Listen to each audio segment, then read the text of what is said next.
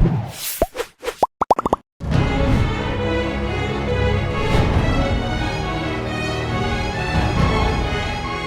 setiap saat penuh dengan perjuangan. Apapun yang manusia lakukan adalah untuk mendapatkan rezeki, asalkan kesemuanya didapatkan dengan halal. Tinggalkan rasa gengsi dan malu demi sesuap nasi. Ya, seperti itulah kisah inspiratif dari 3 public figure, seperti Ruri, vokalis Republik, Intan Ratnajwita, dan Miska Mancung. Di mana ketiganya, yang sebelumnya merupakan selebriti dan public figure, tentu saja erat kaitannya dengan bergelimang uang dan harta. Namun, ketika kehidupan bak roda berputar, ada kalanya berada di atas dan di lain waktu bisa berada di bawah dalam roda kehidupan. Sehingga ketika sedang berada di titik bawah, ketiganya tidak menyerah dan putus asa. Seperti misalnya Ruri Republik yang tidak gengsi dan malu berjualan dan berdagang es kelapa muda. Intan Ratnajwita yang juga dari yang tidak pernah berjualan es kelapa muda, namun mau melakukannya demi bertahan hidup. Dan juga Miska Mancung ketika kini sedang berada di titik yang susah, tak malu dan sungkan untuk berjualan parfum demi sesuap nasi. Bagi mereka bertiga, rasa gengsi dan malu tidak berada di pikirannya. Selama pekerjaan yang dilakukan halal, mereka lakukan dengan sepenuh hati. Iya, salah satunya seperti Ruri Republik yang kini berjualan es kelapa untuk mendapatkan penghasilan. Yang pasti motivasinya adalah kita memberikan pesan kepada semua orang di luar sana pada saat lagi susah seperti ini ya. Lagi saat pandemi seperti ini, kita nggak usah malu apapun yang kita lakukan untuk menafkahi atau berdagang untuk keluarga. Menurut saya sih itu buat motivasi buat teman-teman di luar sana.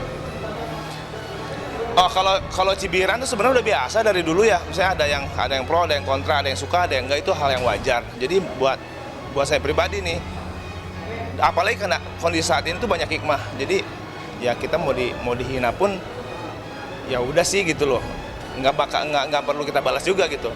Cuma kita memberikan contoh yang terbaik, maksudnya memberikan pandangan bahwa apa yang gua lakuin ini sebenarnya bukan hal yang negatif, ini hal yang positif. Jadi lu nggak usah malu.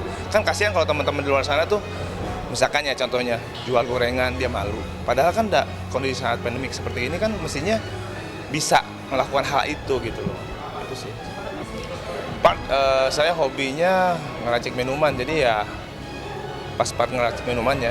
Karena kan kalau kelapa biasa kan itu udah biasa, kalau ini kan beda. Kurma kelapa terus dibikin ada pakai krim, ada pakai susu gitu-gitu. Kendala cuma satu, mental aja sih. Mentalnya siapa enggak turun ke jalan gitu aja sih sebenarnya. Yang pasti apa yang saya lakukan ini yang pasti untuk keluarga, yang pasti satu. Terus untuk papa juga semoga papa di surga sana bangga dengan adanya Ruri di sini, bisa berjuang untuk keluarga. Dan mudah-mudahan di saat pandemi sekarang ini dan kita semuanya bisa menghirup udara bebas lagi, tidak pakai masker lagi dan semuanya berakhir. Dan kita bisa hidup seperti biasa, normal kembali. Amin.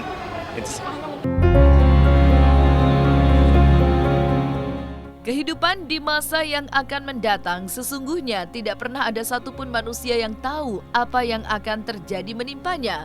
Maka sebagai manusia, jika berada di atas kehidupan, hendaknya tidak sombong dan lupa diri. Sementara jika sedang berada di bawah titik kehidupan, juga tidak menyerah dengan keadaan. Itu juga yang dilakukan oleh Intan Ratnajwita. Sungguh bagi dirinya tak pernah terbayangkan jika harus sampai di titik berusaha untuk mendapatkan uang dengan berjualan es kelapa. Mengaku selama ini bergelimangan harta, namun saat ini untuk mendapatkan uang, rasa gengsi dan malu harus disingkirkan. Asalkan usaha yang dilakukan oleh Intan Ratnajwita adalah usaha dan pekerjaan yang halal. Tersedih, terus yang benar-benar gimana aku bilangnya ya sakit, sedih, pokoknya nggak bisa yang kalau dulu kan ada orang tua, ada suami, kalau sekarang ini aku nggak ada orang tua, nggak ada suami, benar-benar sendiri aku di sini berjuang cari uang gitu kan demi bertahan hidup gitu. Ya gitu aja sih. Iya, iya. Ngasih, kalau sekarang kan aku nggak bisa ngasih gitu kan, karena untuk diri aku sendiri aja aku kekurangan gitu kan, jadi gimana gitu, seberapa ada aja deh, yang penting ada gitu, apa yang ada deh gitu kan. Apa dulu saya punya peninggalan tas, barang-barang mewah gitu kan, saya jual demi mempertahankan kehidupan saya gitu, saya jualan aja gitu, saya jualan baju. Untung saya punya teman-teman baik juga kan, kayak Yusi, kayak Septi, mereka mau bantu saya gitu kan, saya bisa bertahan di sini gitu. Ya, dulunya nggak bisa, saya dari perubahan banget lah. Dulunya saya manja sama orang tua gitu, dulu juga saya kerja gitu kan, dan sekarang saya harus berjuang sendiri gitu kan. Saya menyesal saya nikah sama dia, saya tinggalkan usaha saya. Saya menyesal saya pisah sama teman-teman saya gitu. Saya nggak melanjutkan karir saya. Saya ikuti kata suami gitu. Kamu bikin konten sama saya bikin konten sama dia, cuma saya nggak dapat apa-apa gitu. Menyesal saya di situ. Akhirnya saya jadi jatuh kayak gini gitu. Tapi untung ada teman yang baik, keluarga yang baik. Akhirnya saya bisa bertahan hidup. Tapi sedih nggak sih kadang kalau jualan kan kadang ada Iya, iya itu. Iya pasti sedih Mbak, tapi mau gimana, kita harus kuat gitu kan. Yang penting tetap semangat cari uang, tetap berpikir gimana untuk mendapat uangnya gitu. Apa aja deh saya lakukan, yang penting bisa bertahan hidup.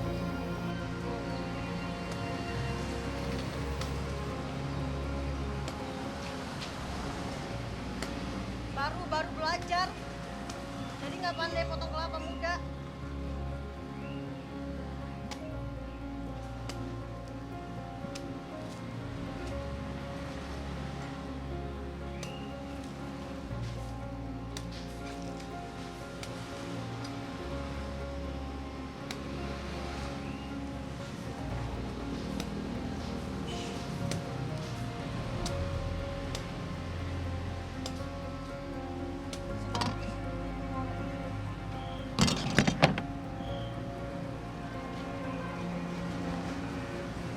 Oke.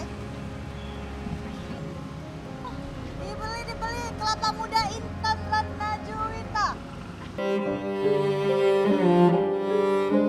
Sama seperti Ruri Republik dan Intan Ratna Juwita yang tidak malu dengan berdagang es kelapa untuk mendapatkan uang, hal serupa juga dilakukan oleh Miska Mancung. Iya, siapa sangka Miska Mancung yang dulu terkenal lewat sebuah sinetron stripping yang booming di masanya, kini sedang berada dalam kehidupan di mana kesulitan dan kesusahan secara ekonomi. Maka demi mempertahankan hidup dan juga mendapatkan uang, salah satu upaya dan usaha yang dilakukan oleh Miska Mancung adalah dengan berjualan parfum. Jadi kemarin itu kan sempat corona ya. Jadi kita nyari kerjaan di mana-mana itu susah kayak gitu kan. Akhirnya kita berpikir tuh gimana kalau kita jualan parfum kayak gitu. Sempat nanya sama si kakak gitu kan gitu. Ya udah mah kata dia, coba dia bilang gitu. Akhirnya udah iseng-iseng, dari yang kita nggak bisa ngeracik kayak gitu kita tanya sama orang kayak gitu. Akhirnya sekarang kita jalanin itu. Belajarnya sih sebentar ya. Jadi pas saya belanja sekalian minta diajarin di toko itu ada di daerah Condet sana, di pusatnya sana.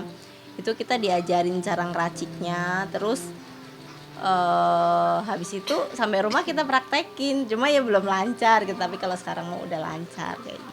Berdua. Tapi kalau sekitaran sini sih saya. Nah, tapi kalau kayak ke Taman Mini atau pokoknya yang tempat-tempat hiburan, kalau saya kan orangnya pemalu kayak gitu.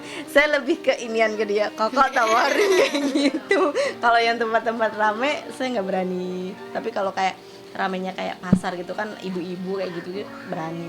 Itu satu-satunya sumber pemasukan kita. Jadi dengan kita jualan itu kita bisa menuhin kebutuhan kita, kayak bayar kontrakan, kayak apa tuh, makan sehari-hari kayak gitu. Iya, sempat kerja di warteg. Nah itu kerja ya ya gitu. Kalau kerja kan dari pagi sampai malam ya kayak gitu. Udah gitu kasihan anak nggak bisa istirahat karena kan ngikut semua kayak gitu kan.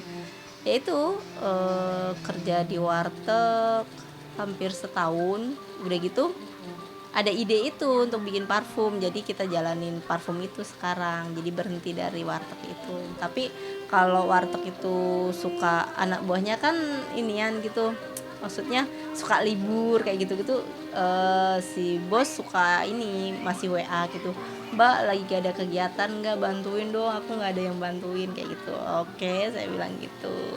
Jadi bisa sekalian jualan parfum, bisa sekalian ini kerja kayak gitu. Biasa sih gitu. Sangat bersyukur ya, apalagi dalam keadaan pandemi seperti ini kan orang banyak yang ngeluh, bahkan yang usaha aja banyak yang bangkrut, banyak yang inian gitu. Sedangkan kita walaupun sedikit-sedikit kita bisa gitu, malah bisa dalam keadaan susah ini malah kita bisa mengatasi semuanya gitu, walaupun emang ya minim semua kayak gitu, tapi bersyukur.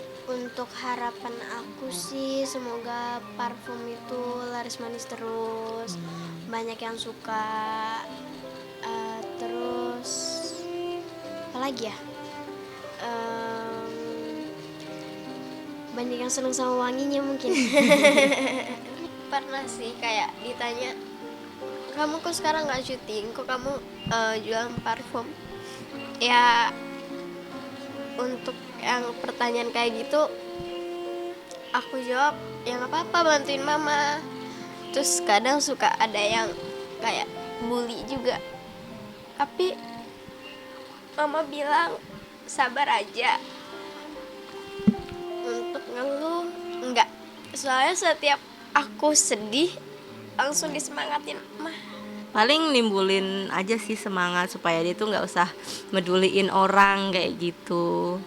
Emang sih kadang suka, "Ma, aku tuh di sekolahan dijauhin kayak gitu-gitu."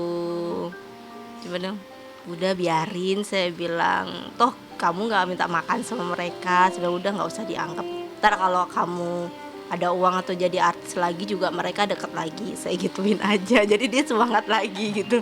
Jadi nggak mikirin yang tadinya sedih-sedih, mikirin temennya gitu, sekarang mau udah enggak gitu. Pengennya sih dokter. Kalau ada job syuting aku tetap fokus sama karir, tapi aku juga tetap berusaha untuk bisa raih cita-citaku. Kalau emang Allah ngizinin kan pasti antar ada jalan kayak gitu. Siapa tahu tiba-tiba ada job kayak gitu, itu bisa ditabung untuk dia nanti kayak gitu.